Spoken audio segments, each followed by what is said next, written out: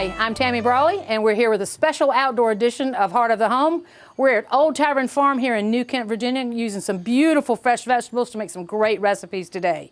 We're going to start with a delicious tomato pie. My daughter just mentioned it about a week ago.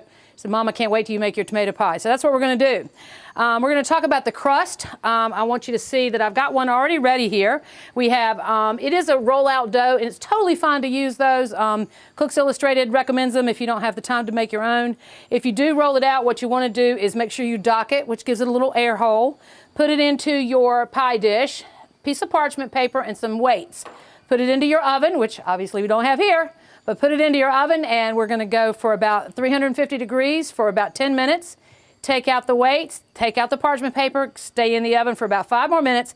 It'll come out and it'll be a little firmer on the end. You want to do a firm crust for pies like this. If it was a berry crust or a berry pie, we would leave it soft. But in this case, what we've done is we've made that rollout dough already ready. And then you want to take your tomatoes, gorgeous tomatoes here at New Kent, and you want to take the core out.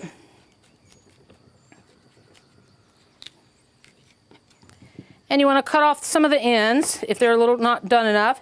And then you want to put them on a tray, a sheet tray. And then you want to sprinkle them with salt, and you'd like to let them sit for about 15 minutes. This is going to help draw out some of the moisture and not have so much liquid in your actual pie. These have already been sitting for about 15 minutes, so I'm going to go ahead and work with them now.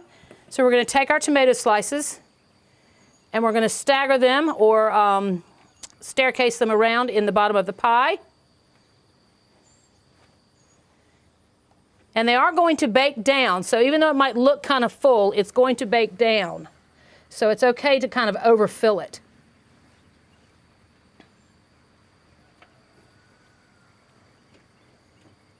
They also call this a technique shingle. I couldn't think of that word a moment ago. And then once you get your tomato slices in there, I like to take some fresh basil. Old Tavern's got some gorgeous basil out here. I'm loving using it, and I'd already chopped some up for you. And we're going to sprinkle that over the top of the tomatoes. And if you don't have any basil in your own garden, mint would make a nice suggestion there as well. I think that would be delicious. And then we're going to take some cheese, all right? Cheese of your flavor profile. I actually have some seriously sharp cheddar here that I like a lot. And we're going to mix it with some mayonnaise. And we're going to go right into the bowl with the mayonnaise and the cheese.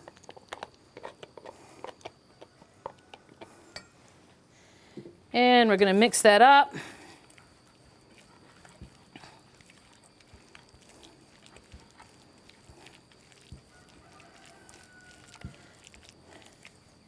And then you're going to take your mayonnaise cheese mixture, you're going to place it right over top of the tomatoes.